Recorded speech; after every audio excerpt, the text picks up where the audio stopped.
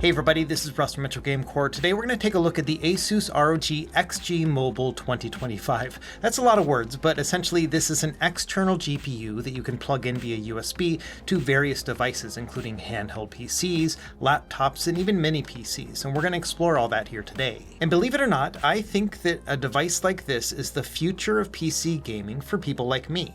I love the idea of having one PC, plugging it into something like this XG Mobile, and improving the graphics performance when I want to play it in a desktop environment. Now don't get me wrong, there are a lot of compromises and barriers to using an eGPU setup like this, especially compared to just traditional desktop gaming, but there are some bright and shining points, and I think that this XG Mobile pushes the envelope a little bit further ahead. So in this video, we're going to go through the works, test out every little thing with this device, and talk about why it may or may not be a great solution in the future. Without any further delay, let's go ahead and dive in.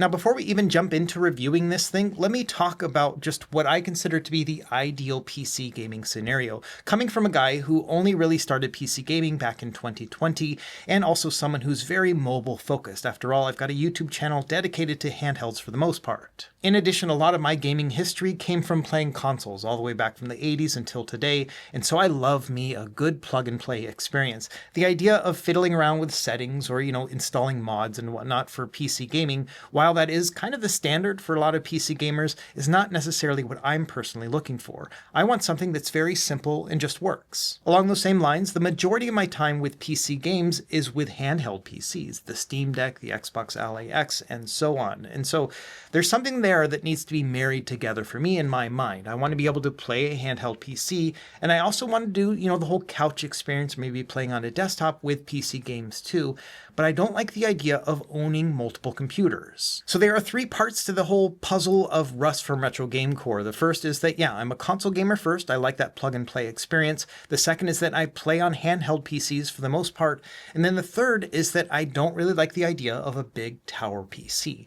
And that is really just a regional thing because I live in Hawaii. I live in a house that doesn't have air conditioning. And so it gets really hot there. And I don't want a big old box either on my desk or by my feet that is blowing hot air around in the room. It's just a nightmare scenario. I've tried it. It's terrible. And so that's another factor for me too, is that I like small form factor stuff, things that don't require as much power, like a mini PC, or the idea of an external GPU solution like we're going to be looking at here today, which allows me to use my handheld PC as my primary computer, and then I can use an external GPU to really beef it up if I want to. And I'm the kind of guy that walks the walk, and I've done this before. I had the old ROG Ally, which had the old XG Mobile, which was a proprietary cable that did this exact thing, where I could play the game in handheld mode, then I could plug it in and play the games in 4K. And that was an awesome experience, but it had its own downsides. It was expensive. It was a proprietary plug, so you could only really use it on the ROG Ally and one of their other laptops, I think. And that's it. And so that lasted me for about a year, and that was a pretty good experience. But as that technology aged and, we got better and better handhelds, it became a little bit harder to keep up with that. For example, the Ally X, which came out after the original Ally, it didn't have that proprietary plug, so I lost my XG Mobile support. And so to quickly summarize my dream scenario, it's to take a handheld PC, use this thing as my only PC, where I can play games on it when in handheld mode, but then I can plug it into an eGPU and have that desktop experience if I need to get some work done, or if I want to play games in a higher resolution with higher frame rates and better graphics. That's what I'm looking for in general by marrying these two together. And I think in 2026, it's more important than ever. With RAM prices and storage prices getting so high, I don't like the idea of having to buy two different computers and having two different sets of RAM and two different settings as well, and then also having to deal with Windows updates and everything else twice over. I like the idea of just doing that on one computer and being done with it. So with all that out of the way, that's exactly what I've been doing over the past month. ASUS sent me over two of these XG Mobiles, both specs, 5070 Ti and the 5090 versions, and I tested them out as my primary computer with the Xbox Ally X, and then connecting this into into the eGPU anytime I needed to do any work on Windows. Now, primarily I use Mac for my video production, so all my video editing and whatnot is already done on a MacBook, but everything else that I do, all of my testing and just using it for PC gaming, that's happening on Windows. And so this is all I used all month long. So what we're going to do for the rest of the video is talk about this experience and all the things that I learned along the way, and hopefully this will kind of put it all together for you too. Right off the bat, let's talk about these models and the price for them. So both of them are going to be using mobile GPUs. These are laptop GPUs that are basically crammed inside of this dock. And the first thing to get out of the way is that this premium experience is going to be expensive. And I don't think it's for everybody. It's going to be $1,300 for the 5070 Ti, and then a whopping $2,500 for the 5090 version of the exact same thing. We're going to talk a lot about this price point and what it means later in this video, but for now, just to give you some context, to get a 5070 Ti laptop, it's going to cost you about $2,000 and change depending on which model you get. So you're really looking at something that is pretty close to the price of a full-on laptop that has a CPU, a screen, a keyboard, and everything else. Along those same lines, it'll cost you around $4,000 for a 5090 laptop right now. Again, compared to $2,500, that is quite a bit cheaper, but you're getting a lot of stuff with a 5090 laptop, including just a computer itself. At the end of the day, the XG Mobile is an accessory. It's an eGPU that you would use in conjunction with a full-fledged computer, being that something like a handheld, which I think is probably the ideal use case, but then also a mini PC or a laptop and so on. Now, there are also other solutions that are either coming soon or out already. For example, Gigabyte at CES just a couple weeks ago was showing off 2 different eGPU solutions that they're working on too. This smaller one has a 5070 Ti inside of it, very similar to the XG Mobile that we're looking at here today. I can't find any news or details about this thing on the internet. I have no idea what it's going to cost, but it does look like Gigabyte is working on something very similar. They're also working on a more upgraded version. This one has a desktop 5090 inside of it, so it's a much bigger box. There is a website up for this one already. It's called the RTX 5090 AI box. Now, this one I expect will be very expensive. After all, the 5090 alone is super expensive. Then you've got the box and the power supply and everything else. So this will probably be a very high-end setup right here, and not really the same thing as the XG Mobile. Razer also recently launched the version 2 of their Core X. This is an external GPU enclosure, again for a desktop GPU. This one costs $350, and that's before adding your own power supply and of course your GPU as well. I've got the version 1 of this thing and I'll show it off later, but this thing is massive. It is huge. It's almost the size of a full-on computer. And that's probably the major thing that separates the XG Mobile from the others right now, is that it's much smaller. Of course, it's got that laptop GPU inside of it, but it's tiny. It's only about 2 pounds altogether, and its 330 watt power supply is actually internal. All you need is a power cable and then the Thunderbolt 5 cable to connect it to the device. And so at this point, you've probably got a good general idea of what the XG Mobile is. It's an external GPU that you can plug into various types of computers to boost its performance. And so now let's jump into the nitty-gritty and talk about all the different ports and performance and power and everything else that you can expect from it. Now, my first impression with this thing is that it's a relatively clean overall look, especially coming from ASUS, who always likes to make things look very gamery. And so I do actually appreciate how clean this thing looks altogether. There are a couple little things, like obviously the ROG logo here, which does light up for RGB, but you can change that in the settings if you would like. And then it also has this transparent look, so you can actually see a little bit of the high technology underneath. I've tested a lot of eGPUs in the past, and one of my biggest annoyances about these things is that often they have I/O all over the place. And so what happens is once you have them fully plugged up, it kind of looks like a spider web where you have cables coming out of every little direction. And thankfully on the XG Mobile, they only have them in one specific space. So let's go through each of these ports. We'll start with the far left. So this is obviously the power connector. And like I mentioned already, the power supply is actually built into this. So all you really need is just the power cable itself. It just uses a standard plug, which I think is great in terms of replacing it, but I also really like the cable they've included with it. It is 6 feet long, and you often will not see that with computers or accessories that use this cable. And so I think this is just one of the many little touches that I found with the XG Mobile that I really like. The longer cable lets me put this thing basically anywhere I would like in relation to where my monitor is. And given the fact that this thing will get a little bit loud as it powers up, it's nice to have it away from my ears. I'm going to change things up and go all the way to this side and talk about this Thunderbolt 5 port right here, which is still relatively rare even in 2026. This is a super high-speed port. This is the port you're going to use to plug into your device, and it's going to provide up to 140 watts of power to the device as you're plugging it in, which makes it a single cable solution for things like an Xbox Ally X. It's going to charge the device and then also do all that connection bandwidth as well, and it can provide up to 120 gigabits of throughput. Another unique thing about this device is that the cable is quite long compared to a lot of the other eGPUs that I use. This thing is 3 feet long as well, when most of them are usually 2 feet or less. Again, it's just another little thing that makes this a much more convenient eGPU solution than others that I've seen in the past. The next port is also Thunderbolt 5, but this is the downstream port, so you would plug this into accessories or a monitor, something like that. We've also got 2 different video ports. We have a DisplayPort 2.1 and then HDMI 2.1 as well. I've mostly used HDMI in all of my testing. Below that, we've got 2 USB 3.2 Gen 2 ports for accessories. I mostly use this for like a gaming controller or a keyboard and mouse, stuff like that. And then finally, we've got our Ethernet adapter, which is 5 gigabit per second. Again, one of the highest specs you can find today. Moving over to the top side, we've got an additional SD card slot. This was also in the original XG Mobile. This one is UHS 2. It gets 312 megabytes per second.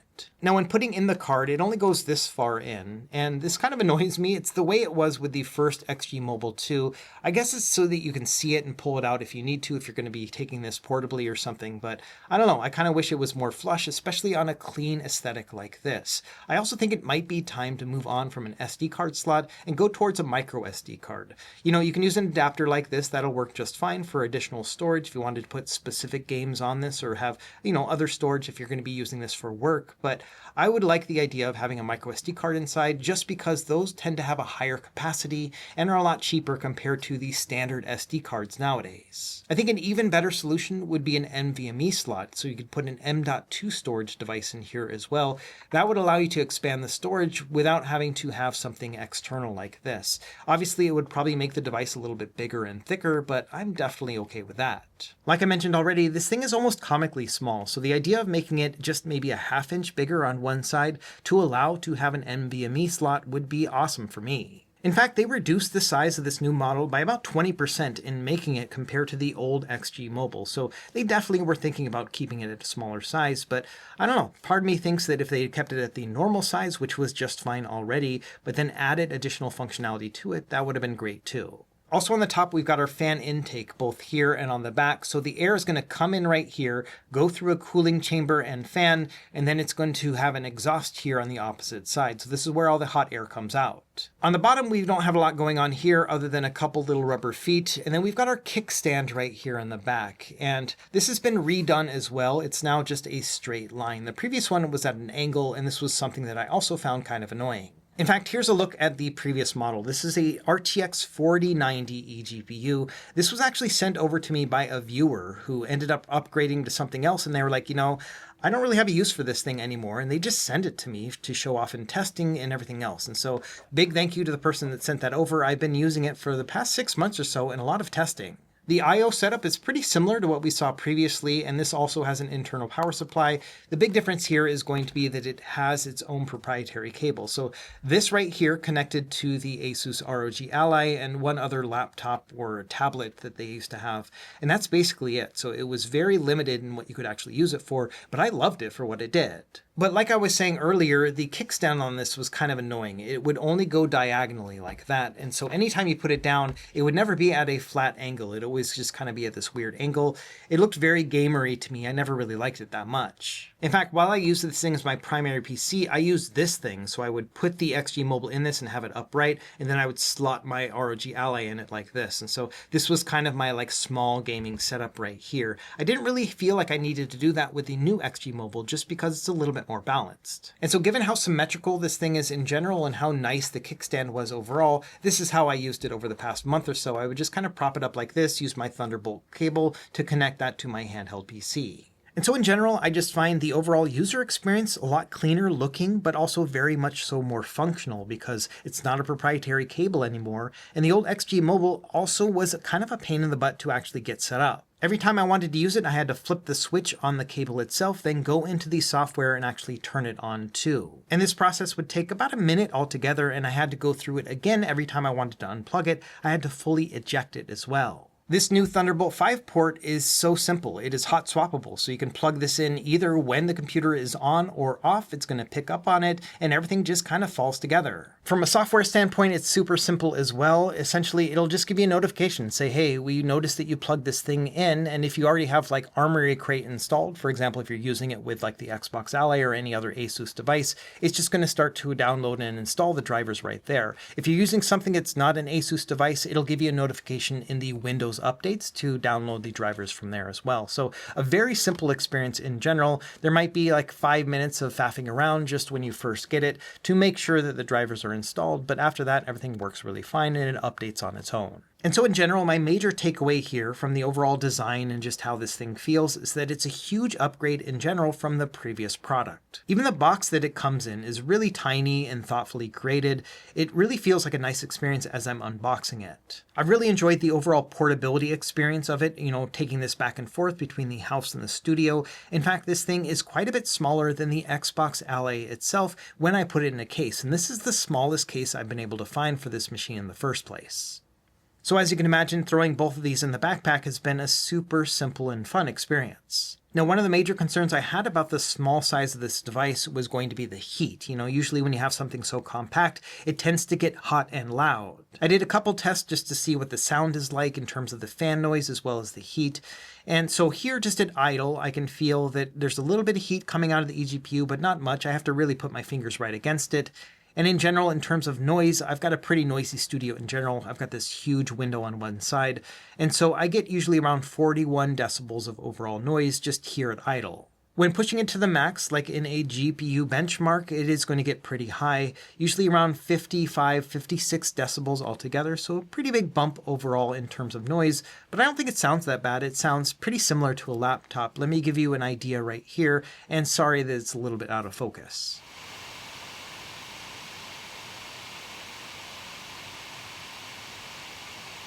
So for me, it's not that big of a deal. It sounds a little bit louder than a handheld PC, but not quite as loud as a laptop. And one of the nice things is that because this has a 6-foot cable to it, you may not have to have it very close to you as you're playing anyway. In terms of temperatures, I tried a variety of different testing over the course of a month. And, I live in a higher temperature environment as well. But the hottest temperatures that I ever saw for it were around 84, 85 degrees with the 5090 mobile eGPU. And then about 80 degrees Celsius for the 5070 Ti. And I think both of those are pretty good.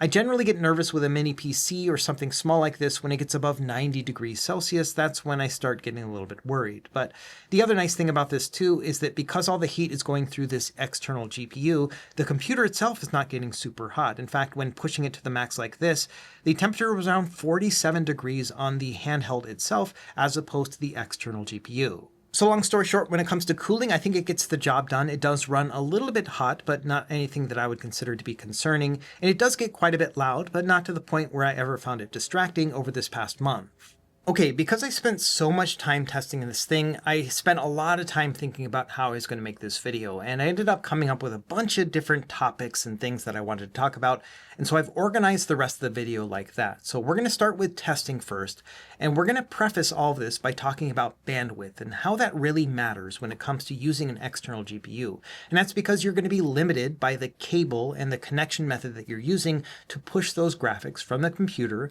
to the eGPU and then to the monitor. There are many different ways that you can test this, but what we're going to use for our demonstration here today is an app called CUDA-Z. Now, this only works with NVIDIA GPUs, so we're going to be limited a little bit in what we can actually test, but this will give us a good idea of what the overall bandwidth will be in terms of signal from the machine to the eGPU and back.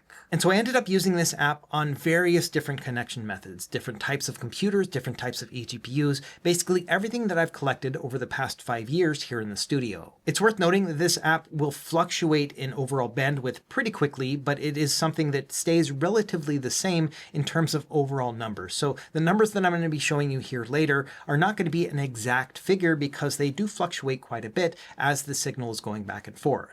One final note is that the transfer rate that we're going to be looking at in terms of metrics is the one that's called device to host pinned, and that is captured in megabytes. Now, megabytes is very close to megabytes per second, but there is a little bit of a difference between them. So again, even as you start looking at the numbers that I'll show here later, don't really take this as gospel fact, but rather just a measurement that we're using to compare one method to the other. Let's talk about some of the different eGPUs and solutions that we're going to be testing here today. We're going to start with these self-contained eGPUs that actually have their own graphics card inside of them. I've got a bunch of these, but the majority of them are actually AMD, so they're not going to work with this CUDA-Z app that we're using today. So something like the GPT-G1 or the other solutions that I have from like Minis Forum as well as 1X Player, none of those are going to work, so we didn't use those in my testing today. Like I mentioned earlier, I do have that old Razer Core X, which is an external GPU solution. I've got it plugged in here with my 3060 Ti, and so this does provide with Thunderbolt and it's NVIDIA, so I am able to capture with this one. So we will see this one in the graphs. It's also worth noting that the type of GPU that I'm using in this particular test doesn't really matter. It doesn't matter if it's a high-end graphics card or a low-end one. We're really just looking at the bandwidth from the eGPU to the computer and back. Another eGPU solution that I used in this testing is called the ASUS AG02. I bought this one for about $250 about a year ago,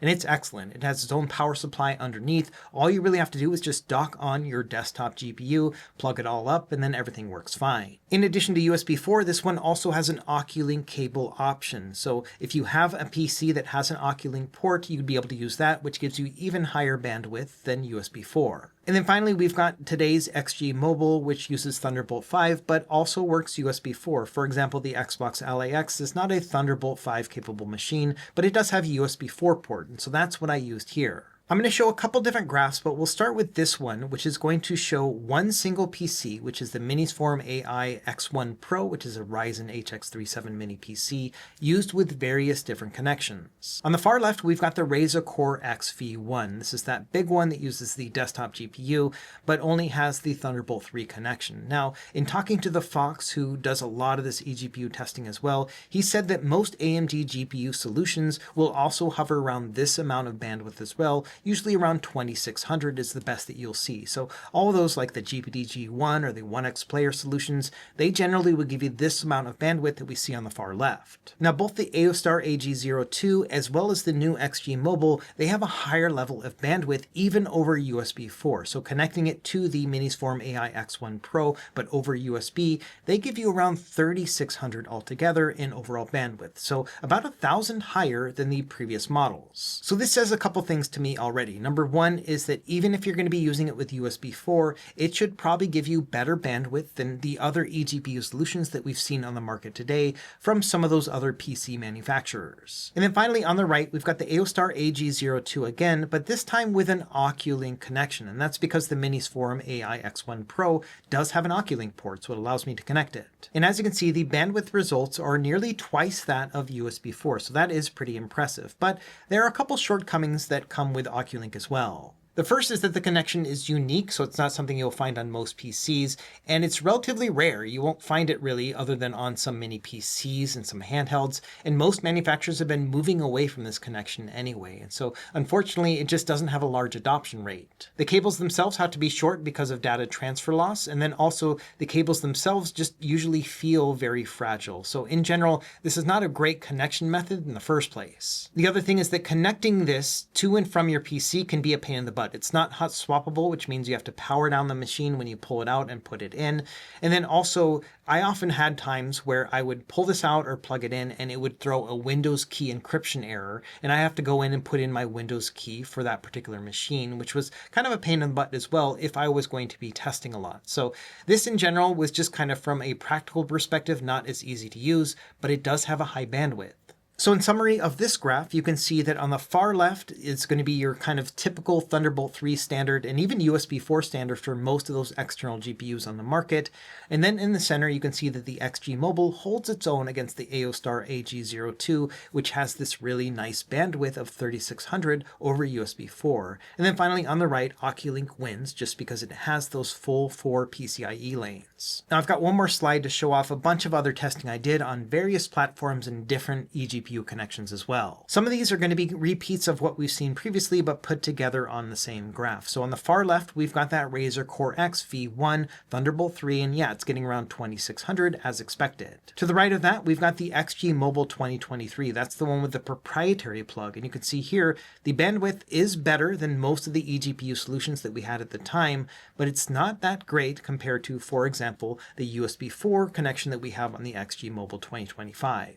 And so the next three scores you can see are the ROG Flow Z13 tablet, the Xbox Ally X, and that mini PC we tested earlier, and all of these hover around 3600, which again is expected with this eGPU. So my big takeaway here is the XG Mobile, even over that older USB 4 standard, still has a higher bandwidth than the ROG Ally with its own proprietary XG Mobile, and then of course that older generation of eGPUs. Now the big thing about this new XG Mobile is that it also is Thunderbolt 5. The thing is, not a lot of devices support that right now. When I mentioned this to ASUS, they were like, well, we've got one that has Thunderbolt 5, but it's a 5090 laptop. So it's kind of weird to plug a 5090 eGPU into a 5090 native laptop, but we'll send it over to borrow if you want to test with that too. And so they sent this thing over. It was $4,500 retail, which is just crazy. I've never touched a machine so expensive in my life. And in terms of bandwidth, Thunderbolt 5 definitely has an advantage over USB 4. It's about a 58% increase from USB 4 to Thunderbolt 5. It doesn't quite catch up to Oculink, but it is definitely closer to Oculink than it is to USB 4, so I think that's a good sign. And to give you a real-world example of how this 5090 laptop performs over Thunderbolt 5, I did a couple tests, one just natively on the device using its own 5090 GPU, and then also using the eGPU, but with that Thunderbolt 5 connection. And between the two, I found that the performance loss was not all that bad. I got 23,274 on the device natively, but then using the 5090 eGPU, I got 2460. That is a 12% loss altogether. So what this says to me is that Thunderbolt 5 is going to be the way to go once it's more fully adopted on things like handheld PCs, because it's hot swappable, easy to use, it's a USB connection, and it's going to give us some pretty good scores overall. Okay, the next big topic that came to mind over my month of testing was that I think the XG Mobile only really makes sense if you're using it with handhelds specifically. It's a very niche use case. A lot of it comes down to price and whether or not the XG Mobile fills any gaps with any of these particular form factors, like a laptop or a mini PC. As a reminder, the XG Mobile 5070 Ti is about $1,300 for this external GPU. If you're looking for the best bang for your buck, it's always going to be to build or buy your own tower PC. For example, after just 2 minutes of research on Best Buy, I found this one right here for $1,500, which is pretty close to the $1,300 for the XG Mobile, but this is a full-on computer with a CPU, a GPU, and fans and everything else. It's got a desktop RTX 5070, which I think is pretty darn close to the 5070 Ti Mobile. And so, yeah, in general, this is going to give you more bang for your buck if you're just looking to get the most PC gaming that you can for your money. Along those same lines, I don't think it makes sense to buy a mini PC and the XG Mobile at the same time, because these two combined will probably be more expensive than buying a desktop. Unless you're really short on space and you want to have an external GPU solution, this one doesn't make a lot of sense to me either. I think the only mini PC setup that would make sense to me is if you have an older mini PC and you're looking to upgrade it and you're not looking to buy a whole new computer, then buying something like an eGPU might make some sense as a stopgap between the two. Along those same lines, it doesn't make a lot of sense to me to use a laptop with an eGPU solution as well, just because the price of a laptop with that specific GPU already inside of it is not that far off from the XG Mobile alone. So in the case of the 5070 Ti, which costs $1,300 retail, you can find some laptops that are of a very similar price point, but have a screen and keyboard and CPU and everything else. And so this would probably be a better solution. Again, like with the mini PCs, if you've got an older laptop and you're looking to potentially upgrade that experience without buying a new laptop, then it starts to make sense. But I think buying a laptop and an XG Mobile at the same time doesn't to me, just because you can already get them with the same laptop GPU inside. In the end, the form factor that makes the most sense to me is going to be a handheld PC. These generally have lower powered GPUs inside of them, so they benefit a lot from having an XG Mobile where it boosts these GPU performance, because most of these CPUs are plenty powerful on their own. It's the GPU that's the bottleneck. In addition, this will be a single cable solution, so it just feels really nice to be able to plug this in and then immediately have it docked to be able to play on a larger monitor at your desk. So now that we've covered the two major existential questions, which is, the bandwidth overall with these various types of connections and how the XG Mobile fares compared to the rest of them, and then also whether or not you should be using this thing with any other form factor than a handheld, now we can actually start talking about the performance jump that you will see if you're using a handheld PC and then plugging this into the XG Mobile and then performing from there. So for all my testing, I'm going to use the Xbox Ally X, which was the main way that I used the XG Mobile over the past month or so. So this is what it looks like on its own without anything connected to it. This is the 3D Mark TimeSpy score, and you can see that it's 3892. And this is a respectable score for a handheld PC. It's got the Zen 2 Extreme inside of it, which is a really powerful CPU. It's basically one of the best that you can get outside of the Strix Halo, and 3892 is an excellent score overall when it comes to this particular test. Now plugging it into the RTX 5070 Ti version of the XG Mobile, the score goes up quite a bit. We're looking at over 3 times an improvement in score to 12,291. So that is a huge performance jump from the 3892 that we had got previously. And so from a GPU perspective, this is a huge jump in terms of performance, and we'll see that in a practical use case when we start playing some games. Not to be outdone, the 5090 also is a big improvement and a little bit better than the 5070 Ti, but not as significant as you may think based on the price difference between the two. We've got a whole section talking about that later. So now let's move on to actual practical use case, both in benchmarks as well as actual gameplay. We'll start with Returnal here. So with the Xbox Ally X, the most that I would ever play this game at is 1080p low settings using the Zen 2 Extreme iGPU. And this is a very GPU intensive game, and you can see that on average we got 52 frames per second when running a benchmark here, and this is at 1080p low settings. Moving up from there, when you connect the XG Mobile, you can push the performance quite a bit further. So for example here, running the same benchmark but at 4K and medium settings, which is the settings that I use to actually play this game, you can see that I'm getting an average of 63 frames per second. So not only are we getting above 60 frames per second,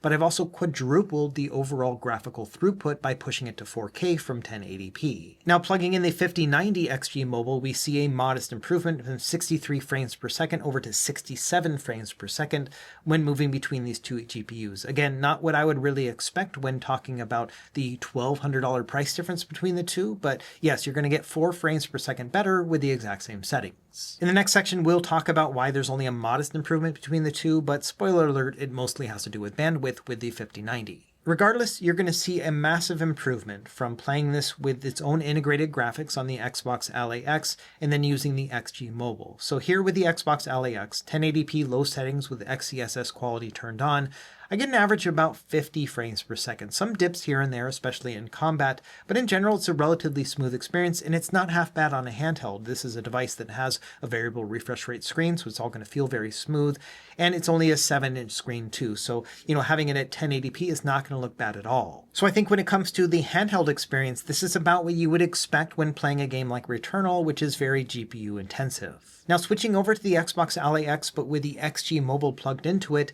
4K medium settings here, and the average frame rate is around 60 frames per second, maybe a little bit higher. It really depends on whether or not you're in combat. You'll still get a couple dips here and there, but a much better experience. This is what I would consider to be a couch class or even a desktop class experience, being able to play this game at 4K 60. And so again, this is kind of that ideal situation for me. In handheld mode, it's a decent experience, but if I want to have that full-on desktop experience, I can just use the XG Mobile, and then all of a sudden I'm playing the same game, and it's on the same machine, so I don't have to worry about cloud saves or Windows updates or all the other things you would have to do when transferring from one computer to the other. All that's just going to work. Here's one more example in benchmarks with Shadow of the Tomb Raider with the Xbox Ally X here running at 1080p low settings. And if you look at the top right area, you can see the average frames per second is 62. That's respectable for this game. It's always been a demanding game, but it's getting a little bit older. And so as a result, yeah, this is a pretty great handheld experience at 1080p low settings on this particular display. Moving over to the 5070 Ti at 4K medium settings, you can see the FPS jumps up quite a bit, even though we are giving it a 4K resolution and a higher graphical setting. It's now getting an average of 73 frames per second in this particular benchmark. The 5090 also has a good jump too, from 73 to 81 frames per second on average at 4K medium settings. settings. And much like it is with Returnal, it's going to be the same thing with Shadow of the Tomb Raider, where it's a decent experience when playing it in handheld mode on the Xbox Ally itself. It's a native 1080p display. All this is going to work great, and we're going to get a pretty good average frame rate here. As you can see, 1080p medium settings, we're looking at about 80 frames per second. So this actually performs better than the benchmark in this particular scene. Now plugging into the 5070 Ti, it's going to get some really great performance. 4K medium settings and an average about 95 frames per second. So this is a pretty awesome way to play this game, all things considered. And in general, that's kind of the performance that you can expect. The Xbox Ally X does a pretty decent job at 1080p, as long as you don't mind adjusting the settings as needed, either in terms of frame rate or just the overall graphical fidelity. But yes, you can mostly play a lot of even harder to play games like Cyberpunk at 1080p on the Xbox Ally X just using its own native iGPU. Meanwhile, the XG Mobile will allow you to play the majority of games at a 4K resolution or at least 1440p depending on if the game is really demanding, but also get improved frame rates at the same time. And so this is a much better way for me to play Cyberpunk in general. One last example is going to be Hogwarts Legacy. Playing this at 1080p low settings with XeSS quality turned on, I can get an average about 65 frames per second. So it's a pretty decent experience, but it looks quite muddy in general unless you're playing it on that 7-inch display. Blowing it up on a TV or a monitor just doesn't look like a very good experience. On the other hand, the XG Mobile gives you that true docked experience like you would expect from something like a Switch over to the Switch docked mode, where I can play this game at 4K high settings, again with the XeSS quality turned on, but it looks much better. And we're getting a pretty good average frame rate, about 55 frames per second.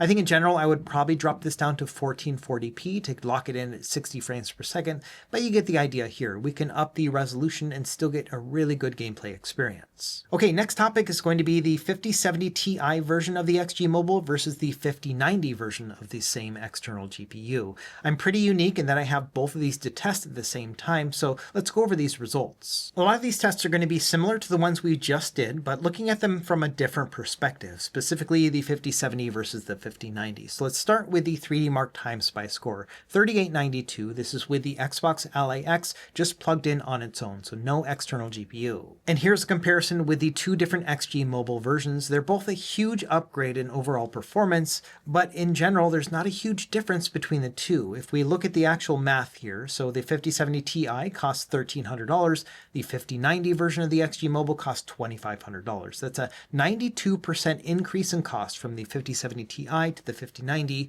but it's only an 8.5% increase in performance between the two. And for me, who's a bit of a cheapskate, I just cannot see myself paying nearly double the price in order to get only 8.5% better performance, at least with this particular test. But the thing is, it's not just this one test, it's something that I saw over and over and over again when testing these two XG Mobile. So let's go back to Returnal here, talking about the two benchmark scores here. 63 frames per second on average with the 5070 Ti, and then 67 frames per second on average with the 5090 XG Mobile. I don't know about you, but that price point is not worth 4 frames per second to me. There were some games where I saw a big difference between the 5070 Ti and the 5090, but it was very few and far between. Let's look at Shadow of the Tomb Raider here. So an average about 95 frames per second on the 5070 Ti, like we talked about earlier, but an average about 135 frames per second on the RTX 5090. So there is a big jump in performance there, and bear in mind that the experience where you'll see a big jump between the two is few and far between. This is the first example that I'm giving you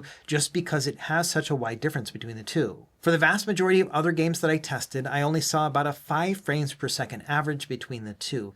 It was to the point where often in the middle of testing, I would have to pause the game, close out of it, go into Device Manager, and see exactly which XG Mobile I had plugged in because they were so similar. I kept getting the two mixed up because the performance was just very negligible between the two. So from a very practical perspective of playing today's games with the Xbox Ally X and plugging it into an XG Mobile, I saw virtually no difference between the 5070 Ti and the 5090 with the majority of the games that I tested. And that was one of the big takeaways that I had here, was that I couldn't believe that people would pay $2,500 for an XG Mobile when the $1,300 one did just as well. Now in the 5090's defense, there are some advantages to using this eGPU over the 5070 Ti. With Resident Evil 4, for example, playing both of these games with the same settings, 4K high settings, FSR quality turned on, and locked at 60 frames per second, I was seeing less hitching and dips on the 5090 compared to the 5070 Ti.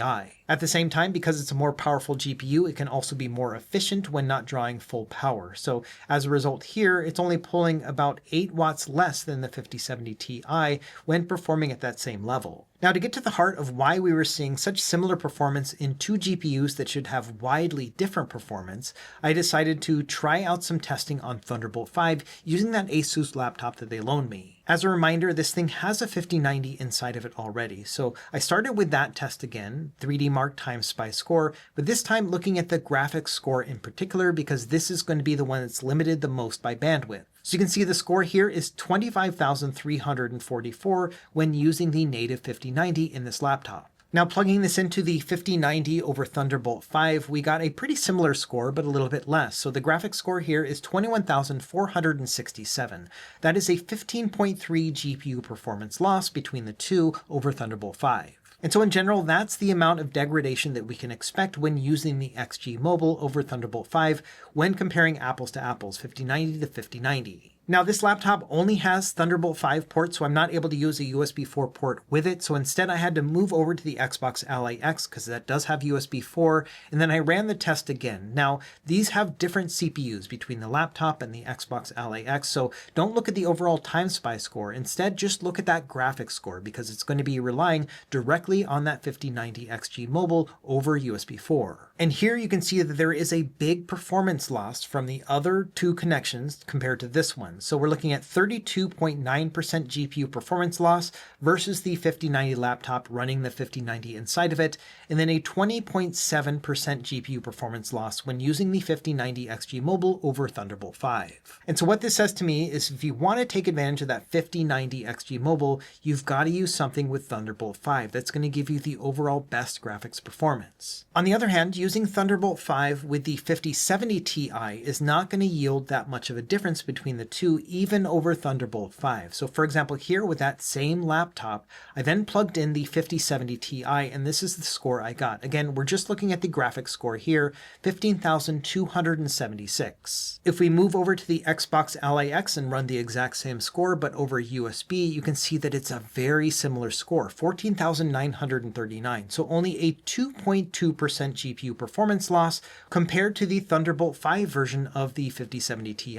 So what this says to me is that the 5070 Ti is kind of getting maxed out already, even if you use the Xbox Ally X. You're pushing this thing basically as hard as it can go, and even if using Thunderbolt 5, you're only going to get a marginal improvement. It's not the bandwidth that's the issue, it's the 5070 Ti itself. It doesn't have enough power to push beyond this. And so putting it all together, the way I see it, the reason why the 5090 and the 5070 Ti have such similar performance really has to do with bandwidth over USB 4. If you're going to get the 5090 XG Mobile, the best way to take advantage of that particular GPU is to use a Thunderbolt 5 connection. And unfortunately, there are no handhelds with a Thunderbolt 5 port just yet. So it kind of feels like this is an XG Mobile that's ahead of its time, whereas the 5070 Ti is kind of in that Goldilocks range where it's just right.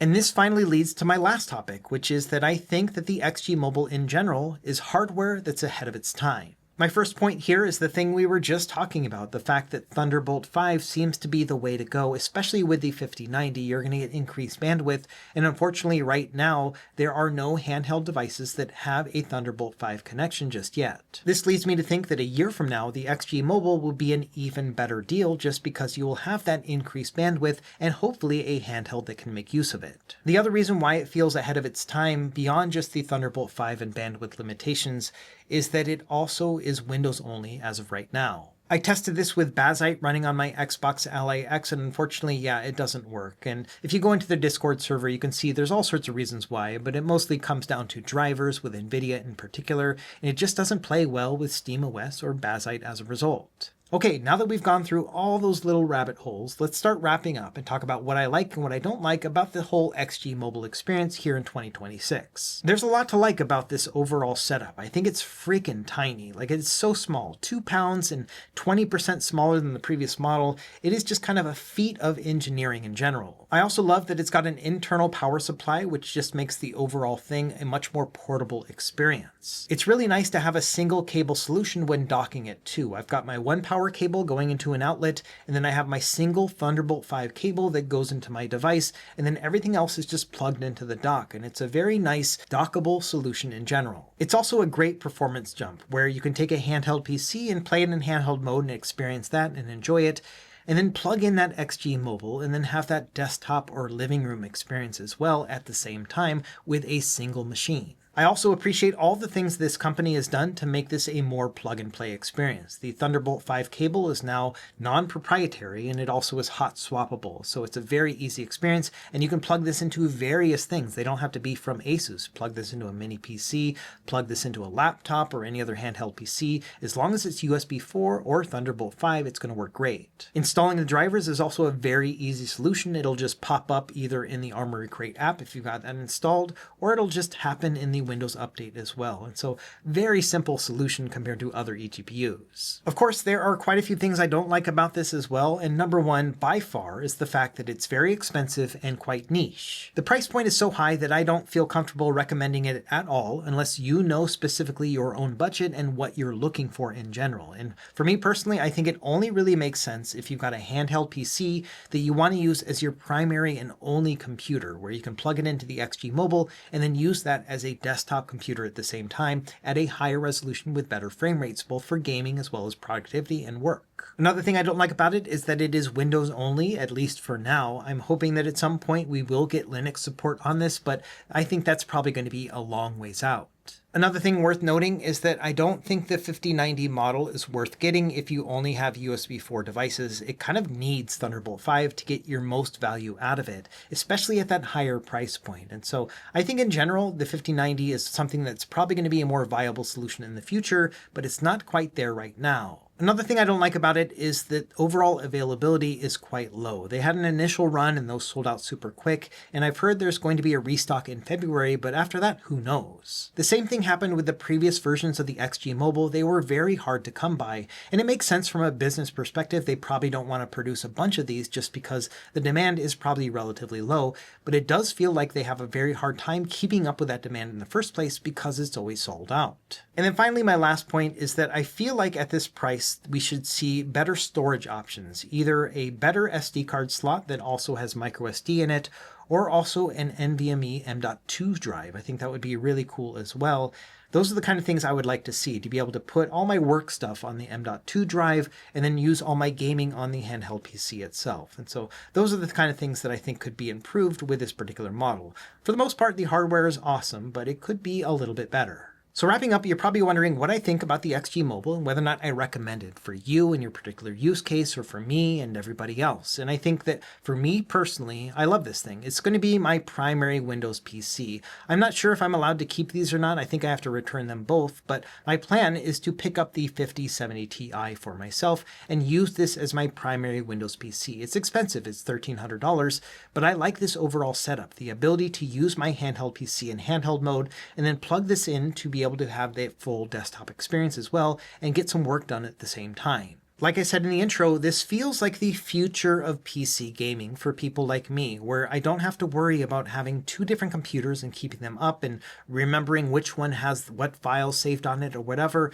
I can just do that all on my one PC and then plug it in for a true docked experience. You could obviously do the same thing with the handheld PC on its own without an external GPU, but I love the boost in performance that I get from it, especially when it comes to gaming. It's expensive, $1,300, but for me, this overall experience is worth it. As far as whether or not I recommend it for you, I think that's a completely different story, and it really comes down to your use case. I would really only recommend this setup if you've got the budget for it and you can envision a use case like what I just described, where you want a single computer solution and you don't mind paying this high premium to have something like this. For everybody else, I think it makes more sense to get a separate desktop computer or even use a laptop. But I think in particular, if you're a handheld gamer first, you want a console-like experience, and you also only want to have one single PC, then I can definitely see a world where the XG Mobile is a big success. And I hope that in the future that ASUS and Gigabyte and other big companies continue to evolve these types of products, and